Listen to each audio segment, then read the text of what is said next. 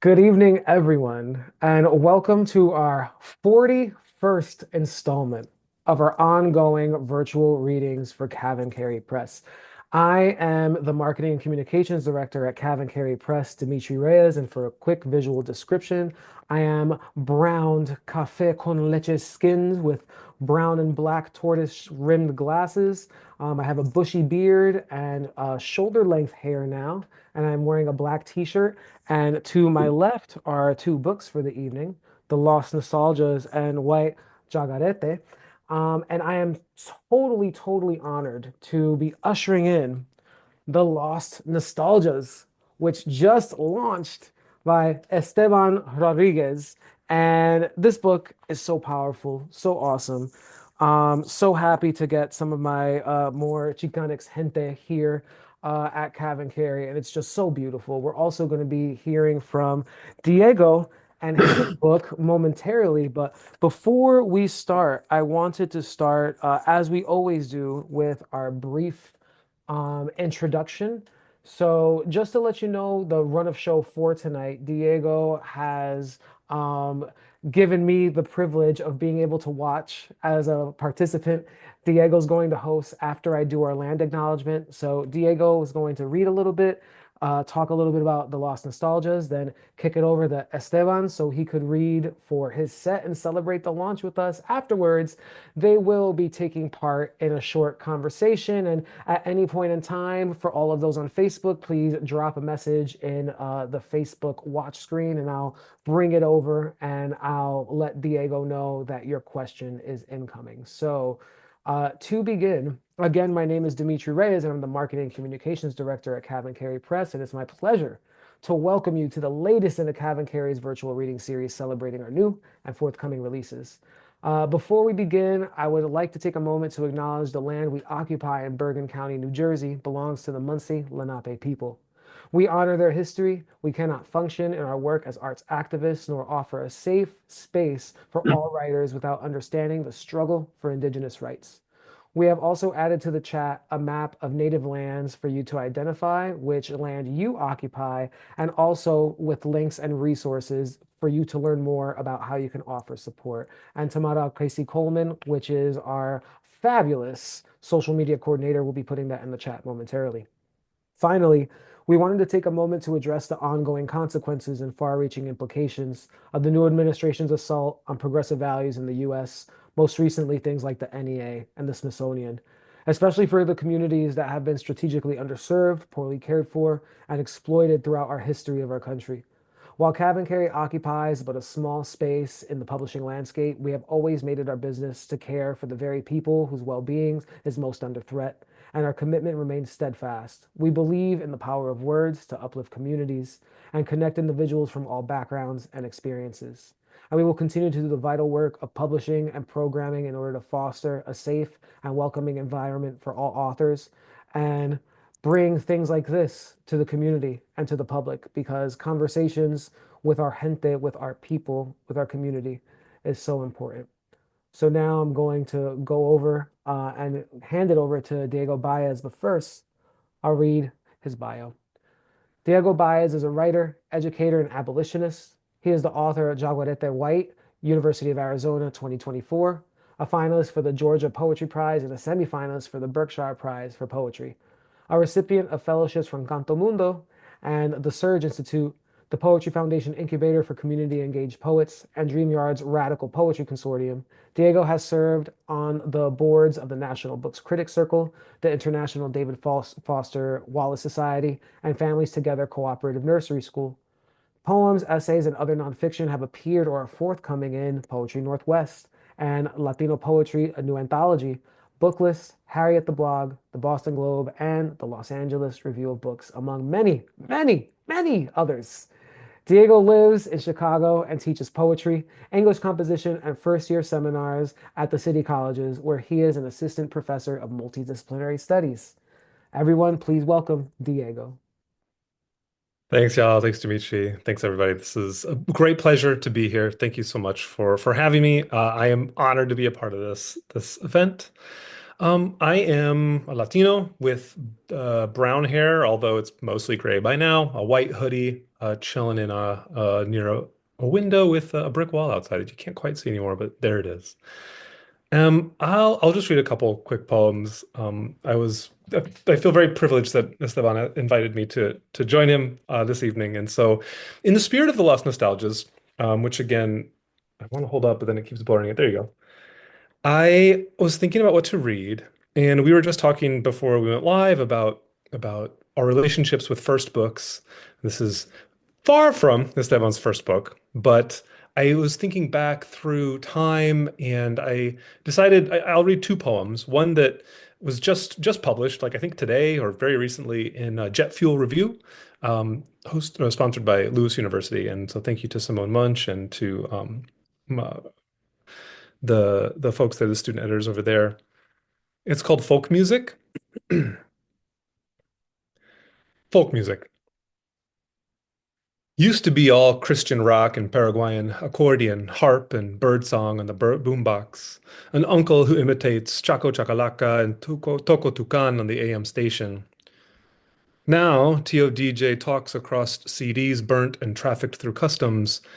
I write about the only other Paraguayan poet I know, a woman who performs whiteness as well as I do, who dehyphenates one last name for another. Although you could say the same about my rap name from back in the day at U-High in Normal, Illinois, the 101. Neither downstate highway nor lucky number of mine, nothing special, elementary, folklorico, by Diego Báez. Simple, straightforward. This should be the story of an oral history so rich it unfurls at ease. But truth is loose ends and a heart out of tune. The harp beside my father's fireplace. It hardly gets any use. So that's folk music. I think a lot about my memories from when I was a child, and so many of those kinds of memories inform the writing in Lost Nostalgias. But when I was growing up, it was mostly Paraguayan music on these bootleg CDs and Christian rock on the radio. And I disliked it so much. I came to hate it. This was, a long time ago. But then now, of course, you fast forward to today, and what is on my Spotify playlist? But all these Paraguayan bands from like back in the 50s and 60s and 70s. Haven't quite come back around to the Christian rock. Don't see that happening. But I now appreciate with a totally new lens and a totally new appreciation the music of my father's home and in some ways my own. And I hope we will talk about a little bit of those kinds of questions after the reading. I'll just read one more poem that I wrote during the height of the pandemic. Um, we all remember that so well, I'm sure. But I found myself be isolated. Obviously, many of us were very isolated from friends, from family, from larger communities, just from society. I found myself kind of trapped in this mind space of just dialing back my memories to things that made me feel secure. And we had just gotten some of those stimulus checks. And so all of a sudden, I've got like very little to do, a whole bunch of money in the bank account, and I'm finally able to browse the internet ad nauseum and look for these streetwear brands that I loved back in high school but could never afford. These ridiculous prices and these ridiculous patterns. And I'm realizing like actually I can afford these now because I've got this money and I'm not going to wear them, but I can have them.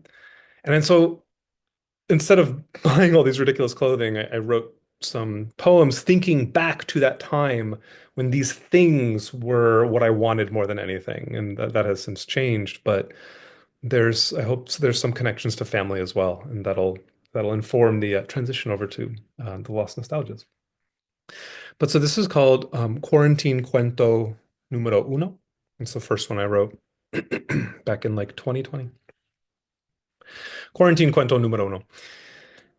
In the early aughts, I was a huge fan of a streetwear company whose overpriced t-shirts and sneakers I could never afford. The company put out reversible hoodies I absolutely lusted after, one side emblazoned with the brand icon, the other an audacious pattern of diamonds and dollar signs. Not that my input mattered, but they'd fucked up the colorways. Black and red and blue, gray and yellow. The obvious combo ought to have been a neutral gray that gives way to a dazzling blue. So I improvised. My brother had set up a screen printing press in the basement, and my mom knew how to sew.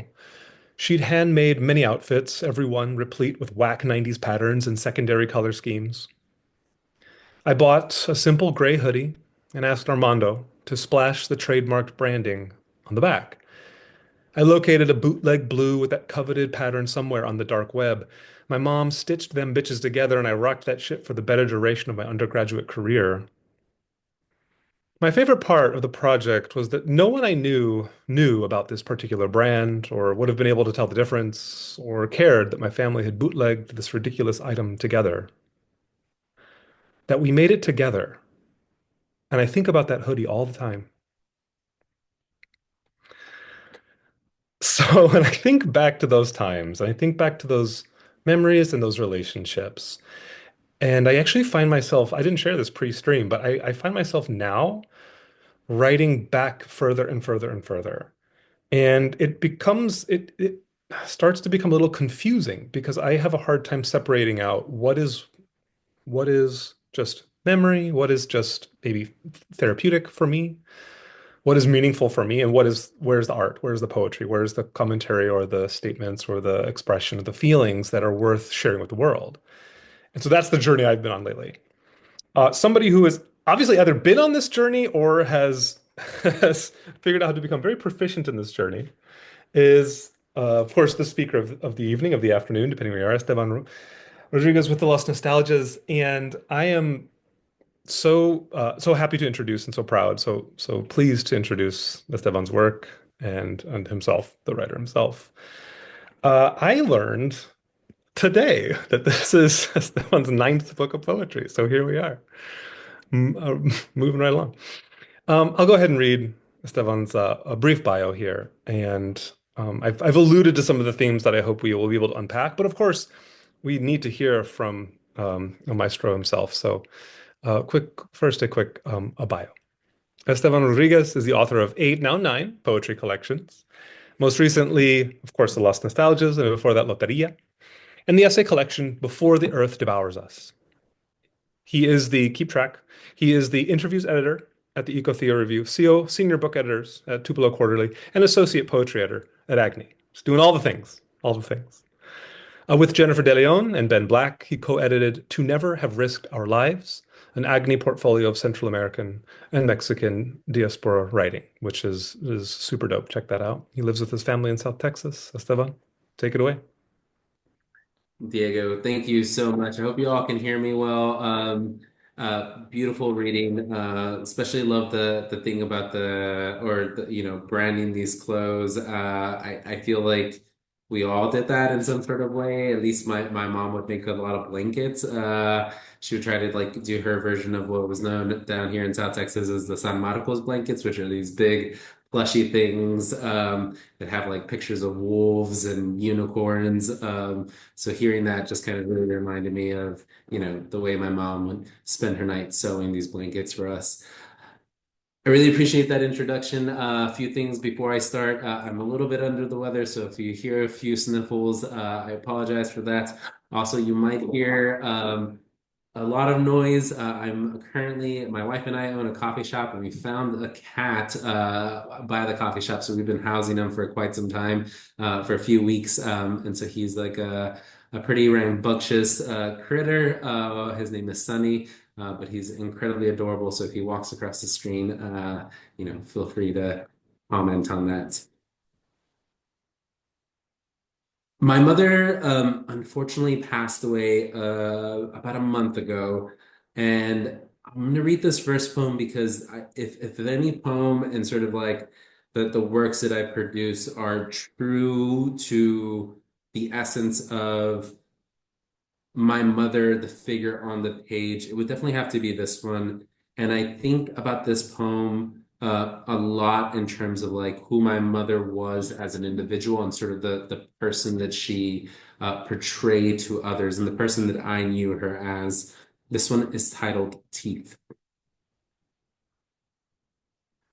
When my mother would open her mouth, I'd imagine a set of fossils, yellowed and misshapen bones lodged in the velvet desert of her gums. I'd imagine the dentist she visited in Mexico as an archaeologist, who, while staring down, mirror and drill in hand, was unsure how best to clean and dig them out. And I'd imagine that when the monotony and loneliness of cleaning a house became too much, she'd step out onto the porch, light a cigarette, savor each drag. I never found those Camels, Lucky Strikes, Marlboros, never traced anything to a habit other than the faint smell of smoke clinging to her breath.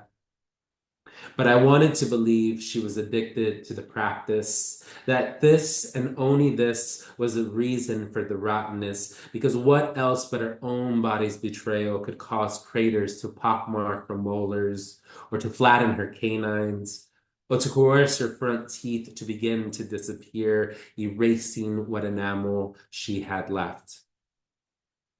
When her incisors fell off, and I could no longer imagine that maybe, just maybe, she didn't brush, or that this was some old country curse, a generational spell of cavities and plaque, I'd look away every time she spoke. And without opening my mouth, I'd run my tongue across my teeth, feeling the way I felt during grade school once, when outside, beside a swing set, a bottom chomper fell off. And all I could think about as I held it in my palm was putting it under my pillow when I got home, hoping that when I woke up in the morning, another tooth, wider, thicker, no longer crooked, would have sprouted, eager to grow.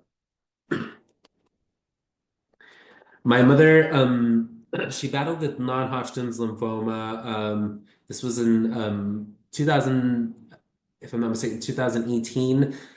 She was thankfully able to, fight it off, and was in remission, but it came back, and then she fought it off again, and it just kind of came back and sort of led to a number of health problems. But as she was getting chemo back in 2018, her hair started falling off. And so this is a poem about that. It is titled Shade. Nightgown and hunched at the sink. My mother says she's ready. And I wonder if when I'm done shaving her last patches of hair, she'll look in the mirror, sigh with relief, tell herself how glad she feels that the curls around her ears are gone, that she no longer looks, as she likes to claim, like some sad radioactive clown, or like the mangy dogs that roam the neighborhood, skulking every lawn.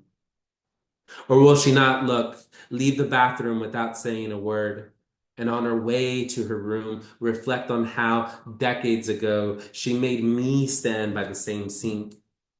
And after washing out the gel from my newly bleached hair, after saying that this is not how I was raised, she shaved my head.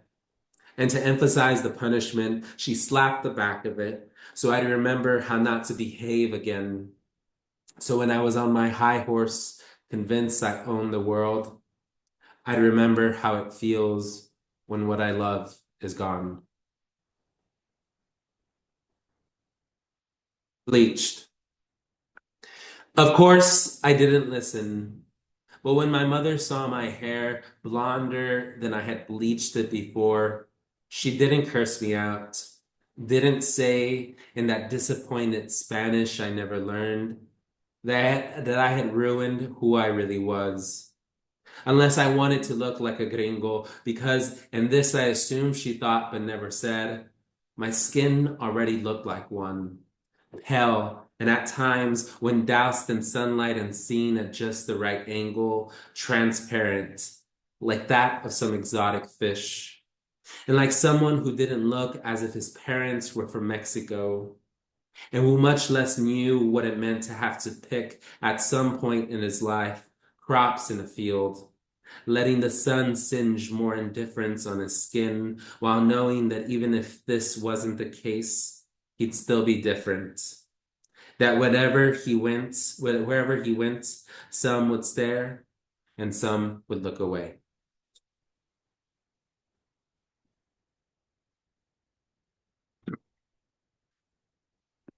Glad joining CavanKerry, as a poet.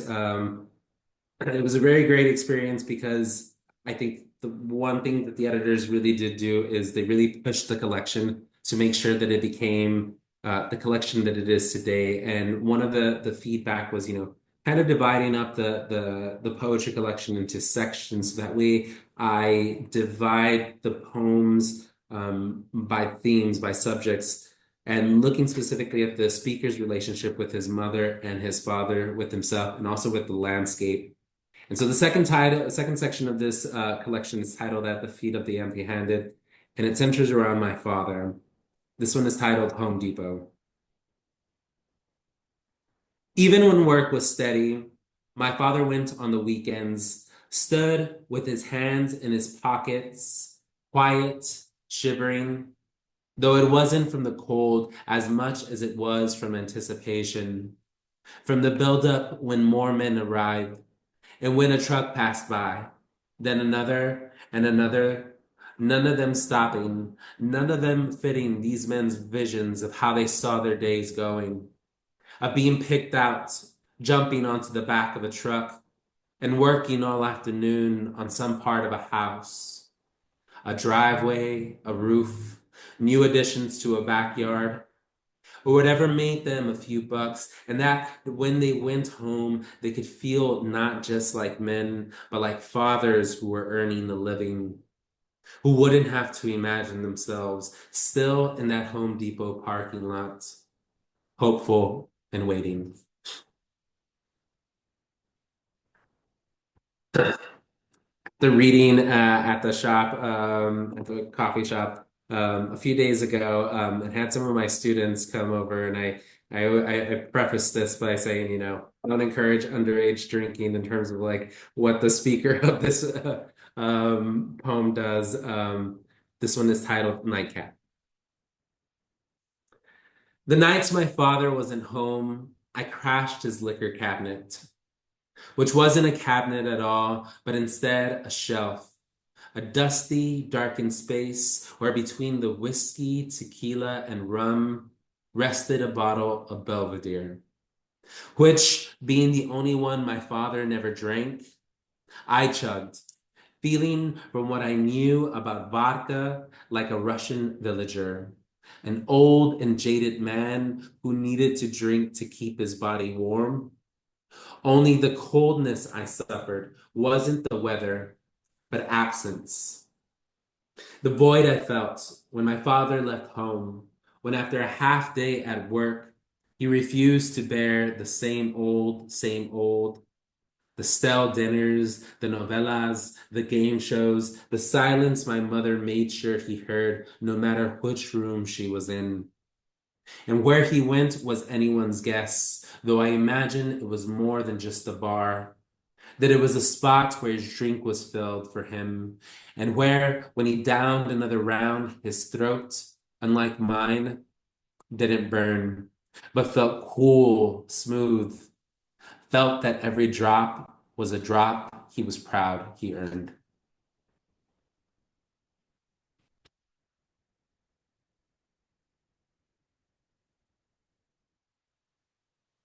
This next one is titled Biweekly.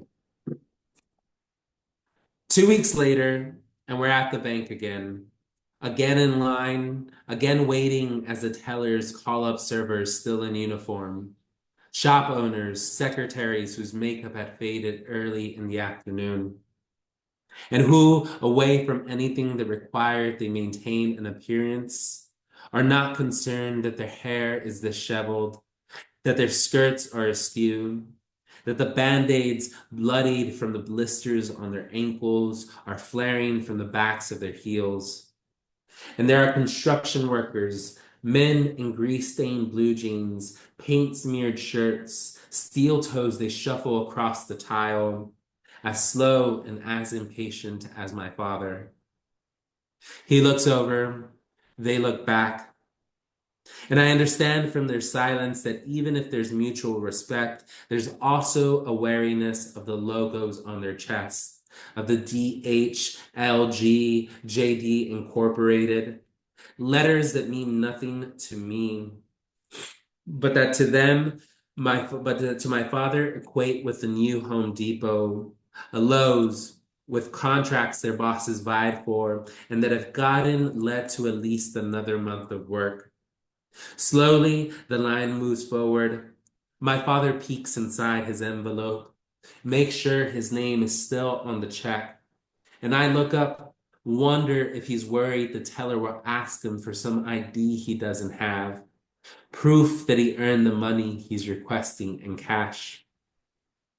And maybe this is why he's begun walking into banks the way the elderly do, mindful of the crowd and commotion, of the bankers sitting at their desks, of an institution with computers that hold so much information, and with believing, as my father used to claim, my grandfather used to claim, that nothing can beat the knowledge that when you went to bed, what you worked so hard for was tucked beneath the same place you slept.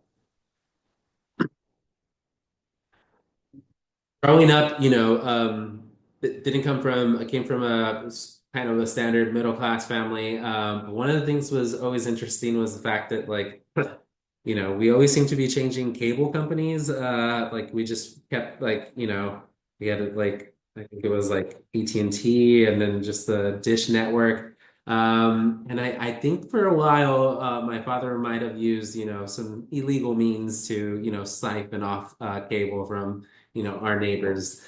This one is titled Siphon. I mean, I didn't complain, definitely. Though I wasn't sure where the chords led to, what source was feeding the connection, or if the black box propped between the picture frames on the TV stand did indeed fall from the back of a pickup truck, leaving my father to recover it, explain why he brought another one to the house. I never questioned where the cable came from, so long as the channels extended to my room. Gave me my dose of Nickelodeon, Keenan and Kel, Legends of the Hidden Temple, reruns I'd watch again, learning their adventures, dialogues, mannerisms. How the problems throughout each show seemed so American, and how the characters solved them just as such, meaning solutions were found in half an hour. Meaning that meaning was composed of double entendres, innuendos, puns, a laugh track that helped drive the plot, and commercial breaks for Fruit Loops, Slim Fast, Cinnamon Toast Crunch. Night after night of things I found myself wanting, asking for in the aisles of Walmart, sneaking into the cart with the same urgency I'd grip the remotes, pull the covers up, and remembering that the doors were never meant to be locked, watch the shadows that pass beneath it. My mother's nightgown legs, my father's cement-stained boots, those Rorschach shifting strides that drew the focus away from the gauze of static, or the movies on Showtime, Cinemax, those distorted bodies on top of one another, whole scenarios I place myself in while trying to distinguish the shapes on screen, knowing there wouldn't be another chance till the weekend, and that if the card wasn't reprogrammed, I'd have to wait until my father came across a new one, or until again I'd settled for Fresh Prince, Friends, The Tonight Show, where after the first celebrity guest, the laughter and music began sounding like my mother's voice, warm and safe enough to go to bed. Read y'all two more. I do want to give a trigger warning on this one. There is some some language that expresses violence. This one is titled A Narrative.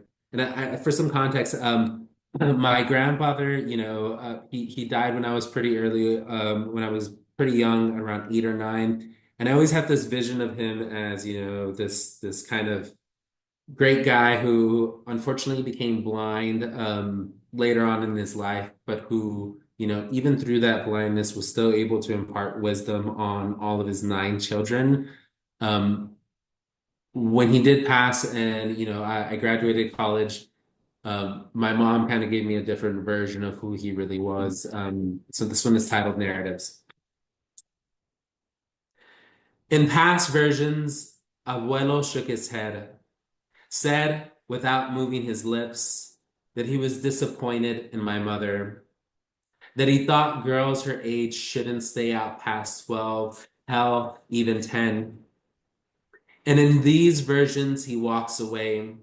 And though in these versions he walks away, leaves the conversation for another day. In this one, my tipsy mother suddenly tells she was dragged out of her bed by her hair, beaten in the middle of the floor, and told that if she wanted to be a puta somewhere else. Isn't this how stories go? Aren't narratives always changed?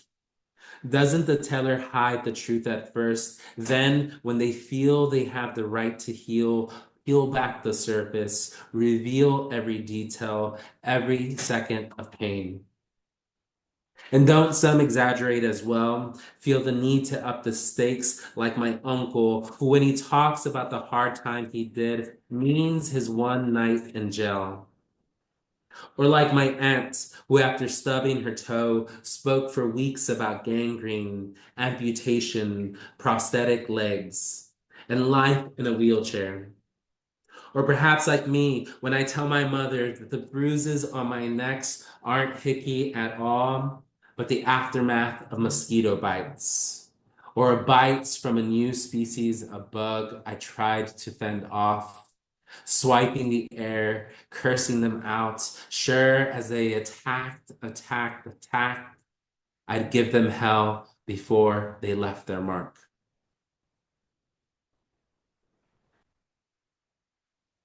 Said I was going to read two more. I'm actually now going to read two more. This next one is titled Piggy. And one of the things that I was incredibly interested as, I was writing this collection was specifically the way in which the body kind of takes on a life of its own. The way in which like hands or teeth, as you saw in the first poem, or even feet become recurring themes and become a way in which to express sort of character or to characterize, the mother and father figures within this collection. On nights my father slept on the couch, my mother, in nothing but a nightgown, paced across my room, mumbling the few curses in Spanish I knew, and brushing her wet, tangled hair with the palms of her hands, until, after some sort of solace was found, she settled at the foot of my bed, pulled back the blanket, and held my feet so she could take the piggies to the market.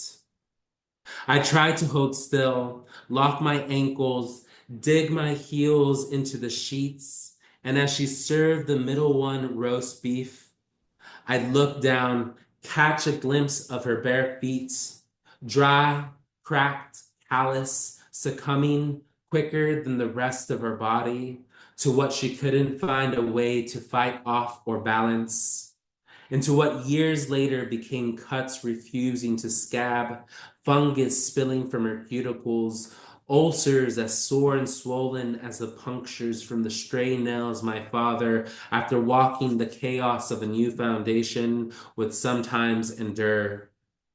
And when he'd take off his boots in the living room, my mother would rush to his side, remove his socks, douse lotion on his soles, and stuff his mouth with rounds of expired pills, so the blood in his foot would flow, so she wouldn't have to wiggle any piggy home.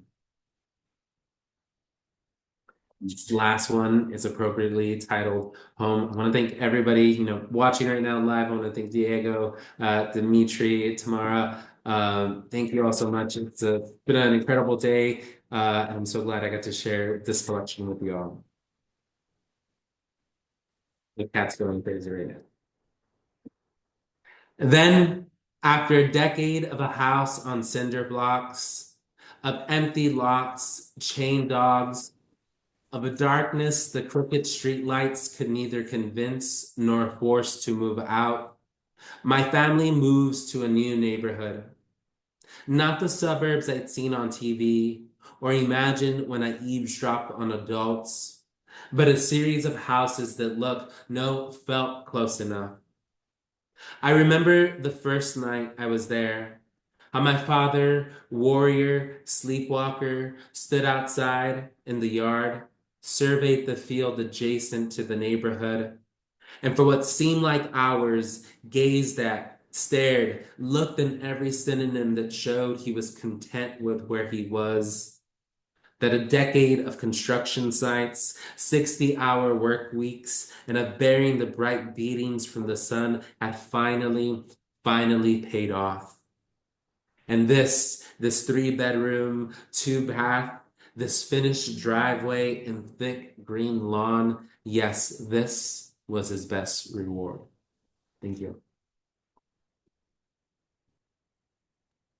Thank you so much, Esteban, for sharing that, for reading those. Oh my goodness, especially that last one, man. I'm really struck. I mean, I've read the book, and that last line, that last stanza, that last poem is really something. You're doing something that I did not understand the first time, and now I get it. So thank you.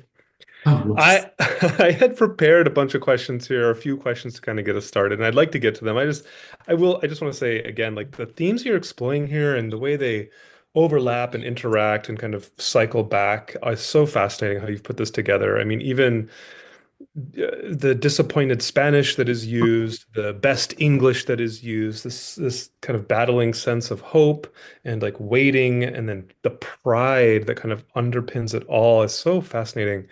I will also say the the bit about the cable box is very relatable, very highly relatable. In my Yes.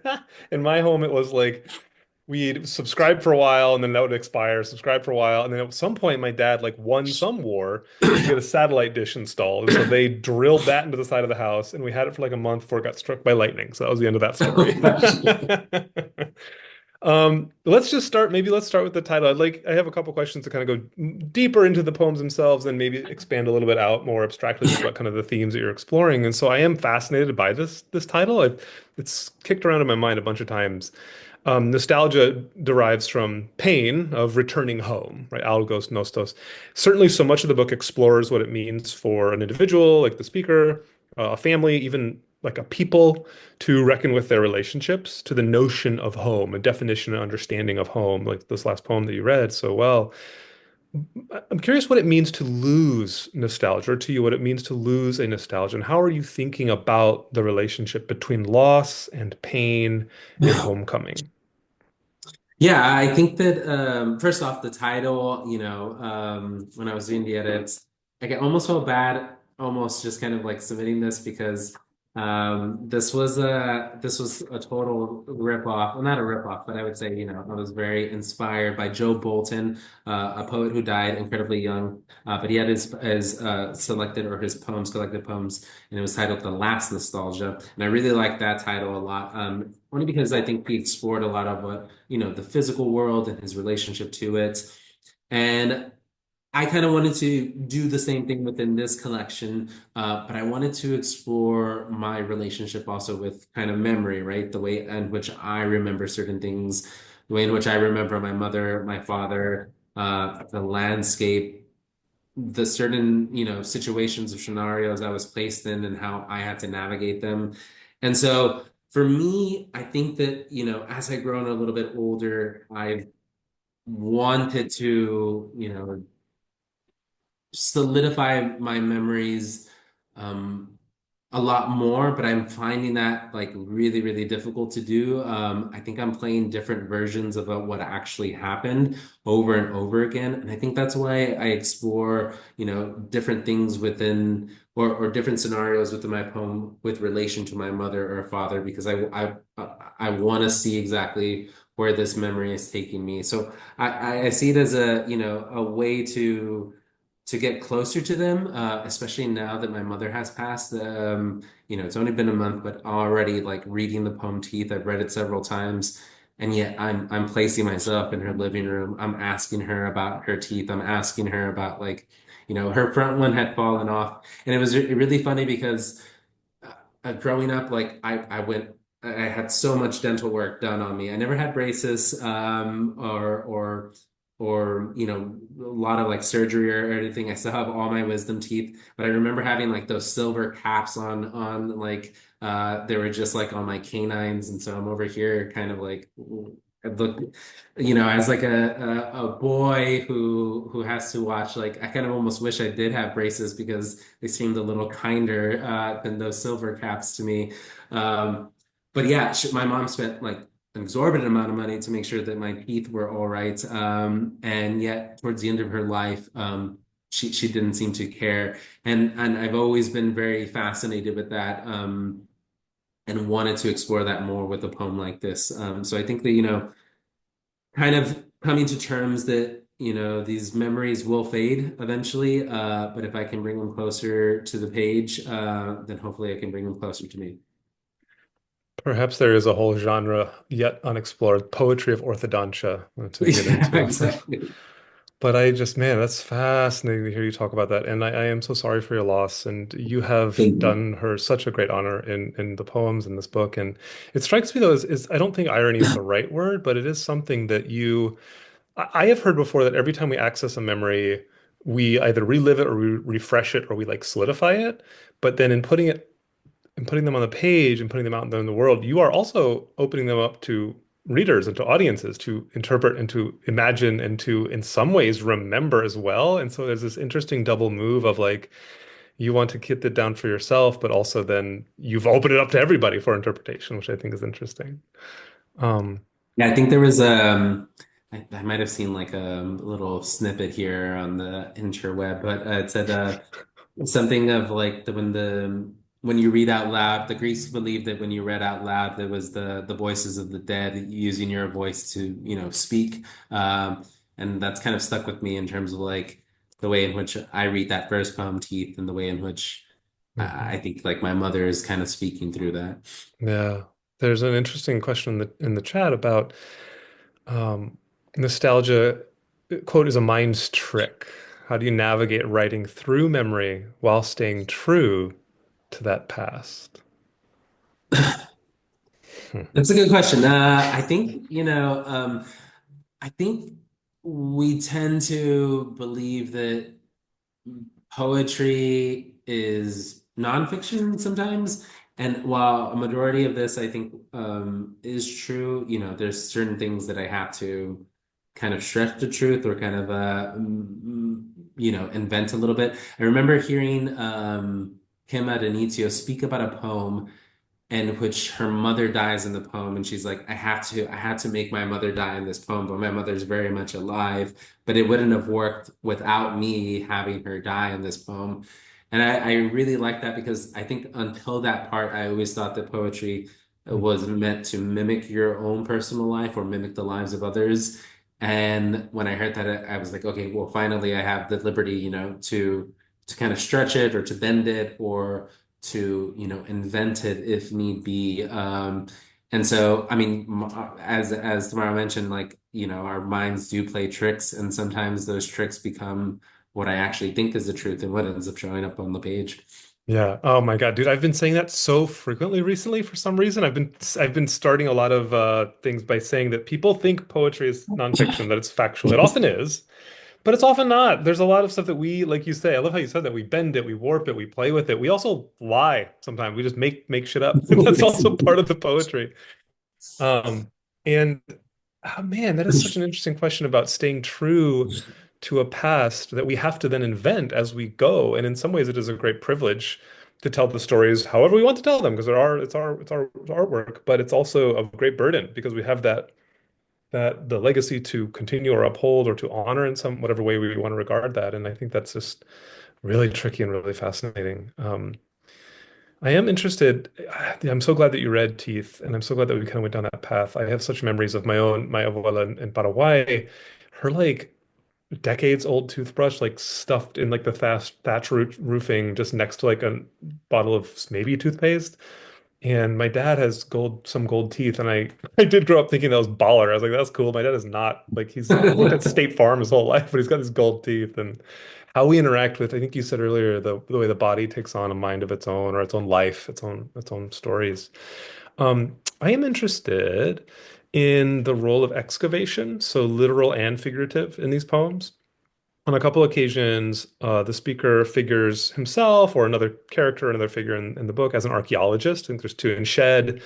It's a dilapidated backyard structure, and the speaker is, quote, awed by artifacts of shovels, rakes, by hose and oiled water hoses. And then, of course, in Teeth, which you read, a dentist takes on the, quote, velvet desert of the mother's gums. And I'm wondering if you can talk about a little bit about the relationship between archaeology, literally or figuratively, and nostalgia in your work.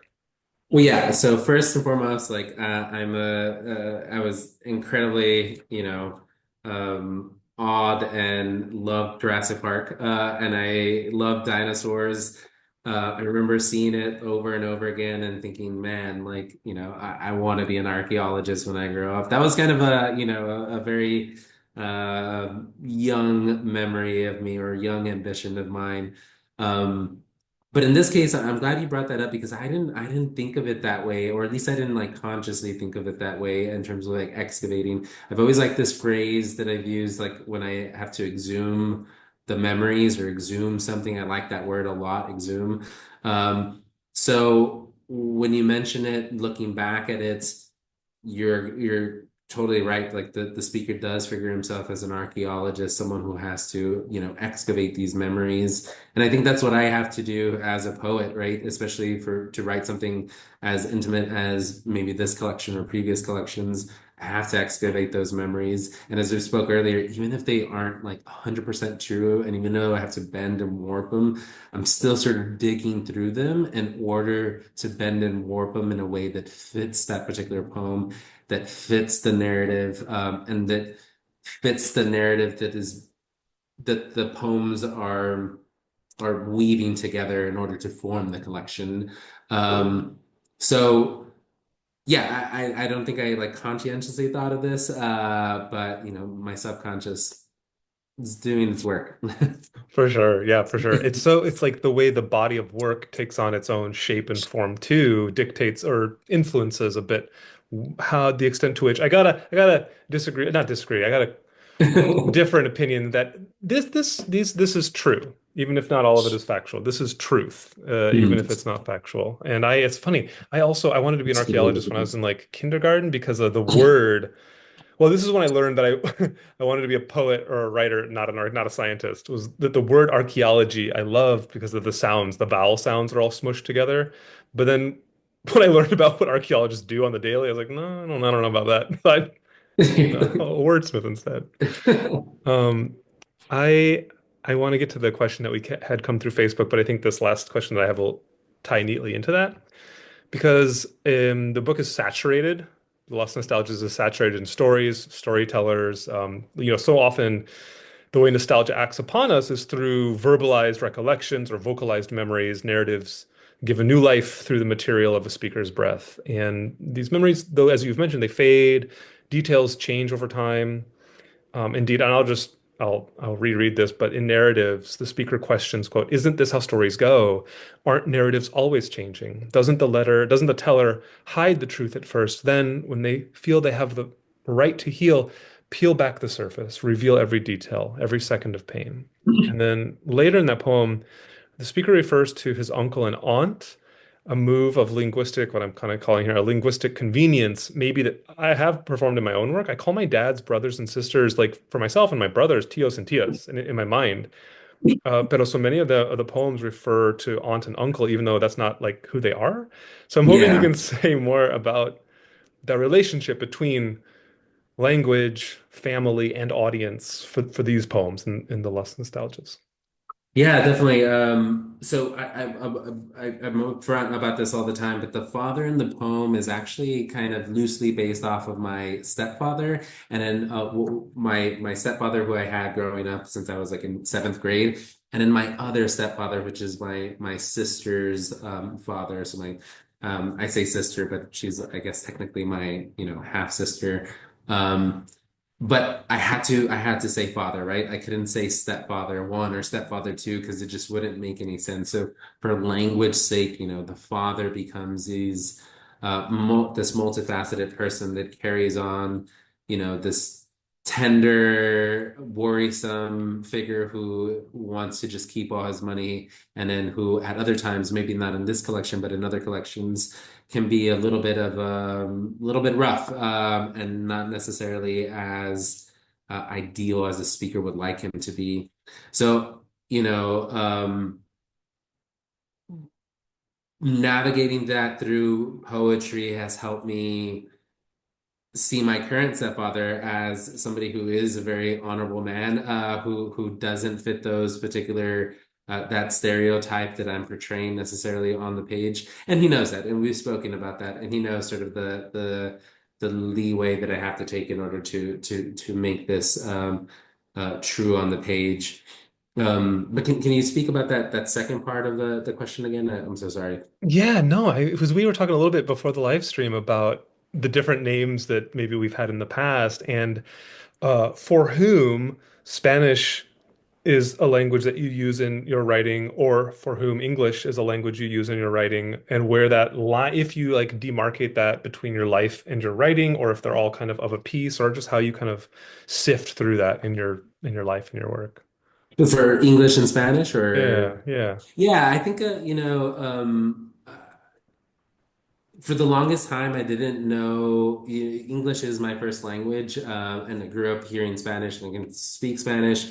But for the longest time, I had no idea what the word for manguera was. Like, I just did not know what the equivalent was in English. And so here I am, like, writing essays well into like high school, and like, I'm like, what the hell is a water, like a manguera? Like, and then I realized it's a water hose, and like it's like no one around my house grew up saying water hose. Like, we wouldn't just say like let's drink water out of the water hose. We'd like drink water out of the manguera Mm. on a summer day.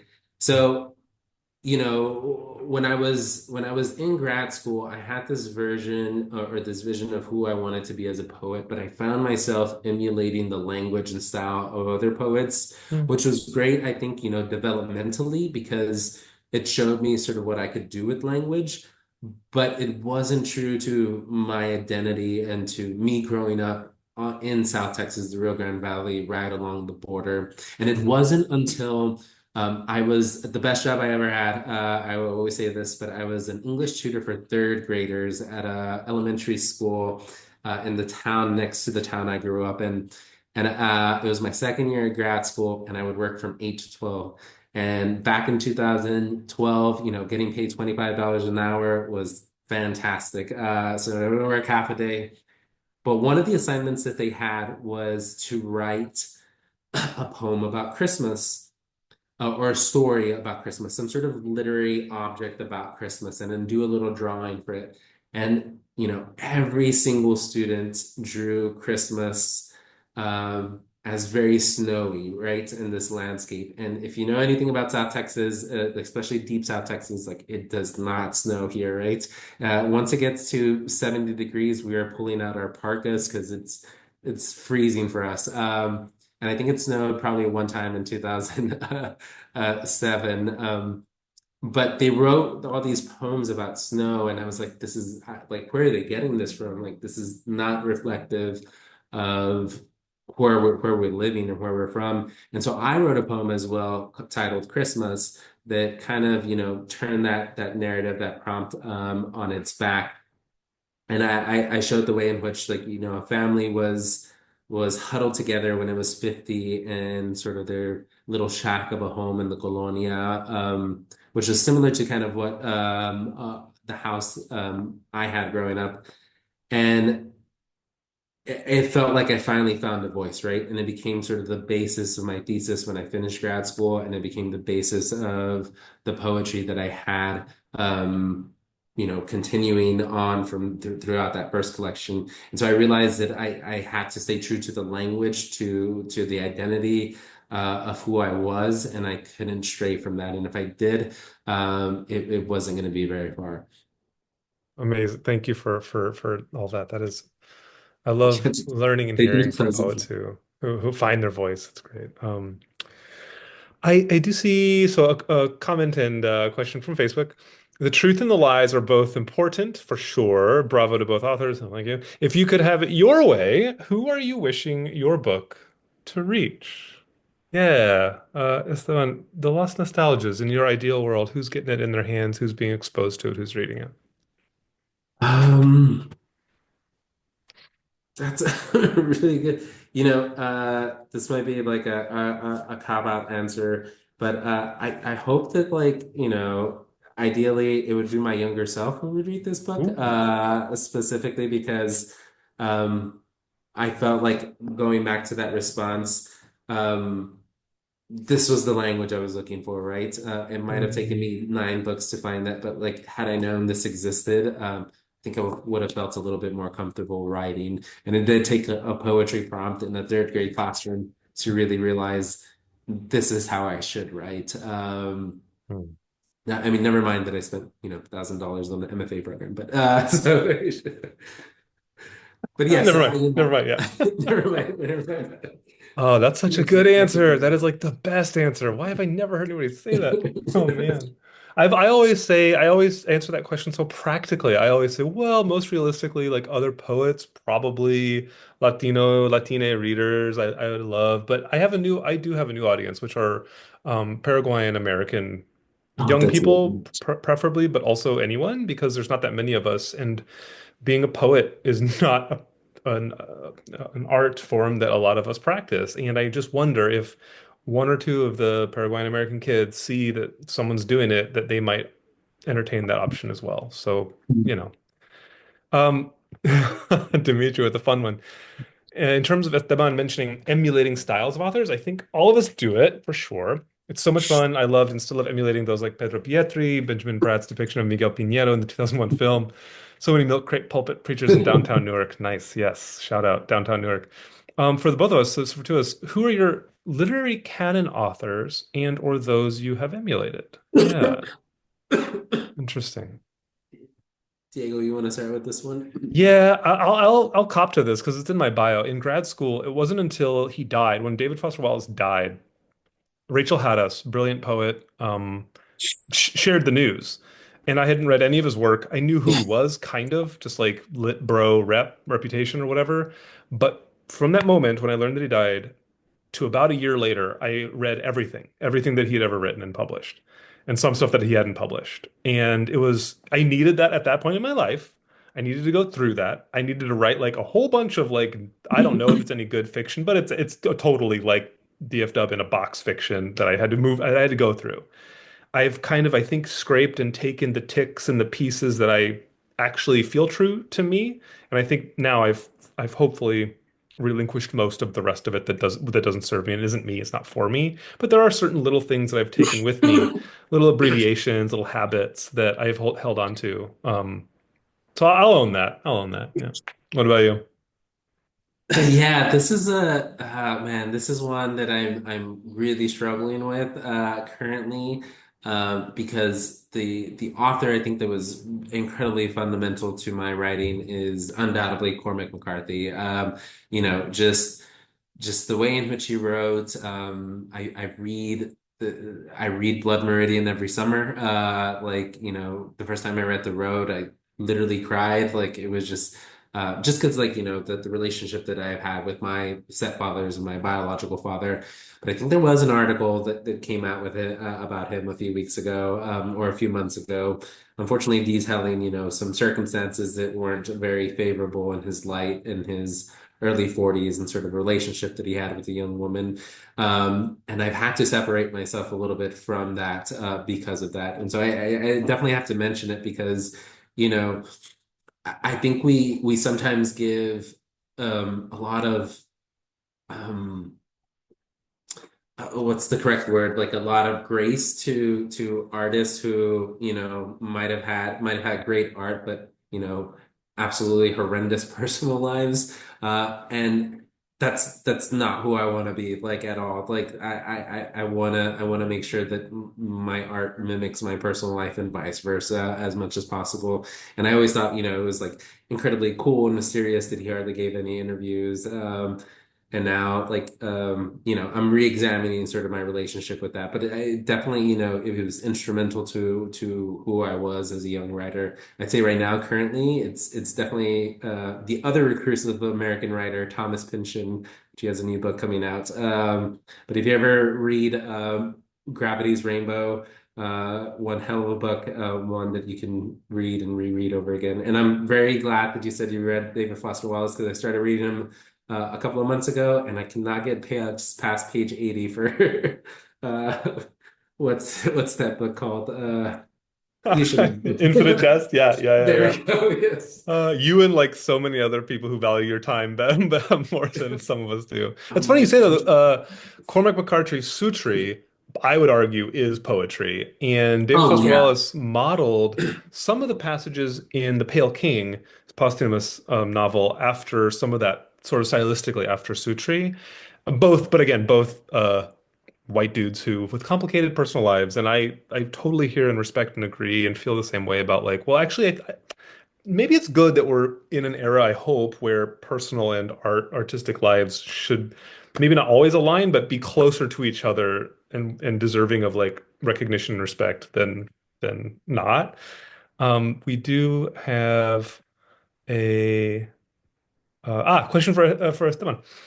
I'm writing my first book, and I'm Okay. editing it for the third time. So I'd like you to talk about when you think a book is ready. What a good question. How do you know when a book is ready? That's a Hmm. very good question for the Facebook audience member. I'm glad you asked this because right before, as we were getting ready for this reading, Diego had mentioned that, like, as he's reading, I hope you don't mind me saying this, but as he was reading, he finds himself, like, kind of wanting to tweak certain things within, a poem. And I find myself kind of, I didn't mention this, but I find myself kind of doing that as well. And sort of what I read today, I would add, certain determiners or, repeat certain words as I was like reading, because I wanted to emphasize certain thing. I don't know if you know when that book is ready per se, but the process of editing it is always going to be there, and you might think it's ready, and someone else might see it as still deserving of a few tweaks. When I submitted this book to CavanKerry, I thought it was 100% ready, and then I realized that from the feedback that I got, that I had to tweak things. I had to tweak, the U versus the I. I had to change the format a bit. Um, I think you're ready when you've had enough poems, or when you can read enough poems after a certain amount of time. And I can't give you that time. It could look different for everyone. But when you read a certain amount of poems after, a certain amount of time and realize, hey, these are freaking good. Like they're I know I did that with the Lost Nostalgias. I put it away for a while, and then I went back and read the poems, and I couldn't help but smile. And it's all right to, really applaud yourself and give yourself a pat on the back from the work you created. I know I do that myself. And when I found myself doing that for this collection, I knew that it was ready. Obviously, I shared it with those individuals that I trusted and who could give me honest and constructive feedback, and I went to them constantly so that way they could give it to me straight, and they didn't have to beat around the bush and tell me like this is great, when in reality they knew that it was deserving of a few more edits. And finally, when they did give me that feedback, I submitted it and I felt ready. Even though I did still have to subsequently make a few more tweaks, I was still very happy with it in that form in which I submitted it. You What gotta about find, you?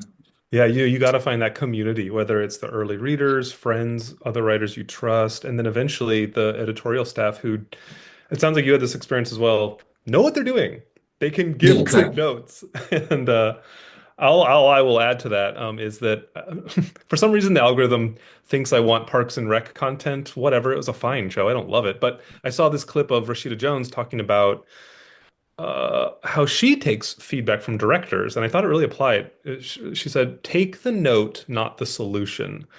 And I thought that was interesting. That means if a reader draws attention to something, there's something going on there. There's some potential, even if how they might envision it is not the end game or the end goal, there's something about it that needs more work. And I wonder if when a manuscript gets to a point where there's enough of that like consensus of like, yeah, no, this is working, this is good, this is happening, that's when it's as ready as it's ever going to be. I don't know. Exactly.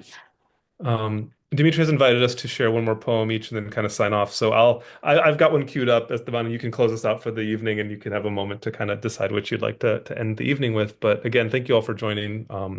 I really appreciate this. In the spirit of this evening's conversation, I'll read Special Drawing Rights from Yaguareté White. It features my grandfather, so my mom's dad, who passed away a couple months ago. He lived a good full life, 95, I think he was. My mom is actually here with us this week, so this is especially resonant for me. Special drawing rights. Imagine the young boy perched, cross-legged, sketch pad in hand, a gift from his grandfather, this free time to bring daydreams into deep color. An iron cannon in Cantini Park, suburban green space named after a battle in France. At the time, in that present, Grandpa unpacked a picnic of brown bags, carrot sticks and sandwiches, an apple, a cookie. The wartime rose on his forearm, fading to a dark blur, flesh burnt into service. Whereas nation states purchase these baskets of currencies, securing their position in the hazard constituencies of history, I carry a reserve of foreign exchange assets. Abuela in her kitchen, shaded by mango and lime. A tin shack and brick oven out back. Not the big addition with plumbing and gas line, electricity and cell coverage, a solid 4 bars by the pigsty.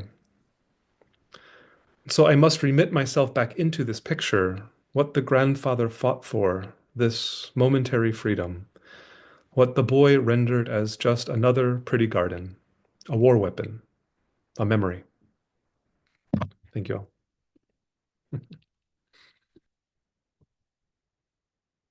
I'm going to read this poem titled Elegy. As I mentioned, my mother passed away, and my sister and I cleaned out her house. And so thinking about in which the how we had to clean out certain things that were, had kind of lost its value a little bit. Not that anything in my mother's house currently has lost its value, but the way in which we have to move on. So it's entitled Elegy. Sunken, stained, speckled with the remains of what we drank and ate on nights we shunned the kitchen table. The sofa now rests propped against our backyard fence, where my father, after hauling it with the strength and sentiment fit for caskets, struggles to push it over, to get every inch of its worn, ripped, and paisley patterned body into the alley. By the clothesline, my mother watches, arms crossed, head lowered, her posture weak and ceremonial, as though she were looking back on every party, every unplanned gathering where hordes of people sat, mingled, did what guests were supposed to do. Much the way that I did what I had to on afternoons when she and my father slipped out of view, left me alone with a girl. My father pushes the chain link teeth dig into its arms, and as he shoves it with his shoulder, and my mother mumbles something mournful in Spanish, I recall the way I, still in a trance after my girl would leave, would smell the spot where she sat, trying to relive the moment, or at least the feeling that this could be called the moment. Because regardless if it couldn't, if I just sat there, eyes closed, hands caressing the pillows, there were certain things this sofa kept, and others that without moments like these would have been forgotten. The evenings my mother, father, and I, exhausted from the summer heat, rested glued to the TV's music and laughter, our bodies slumped against each other, melting into that frayed and familiar fabric. Thank you.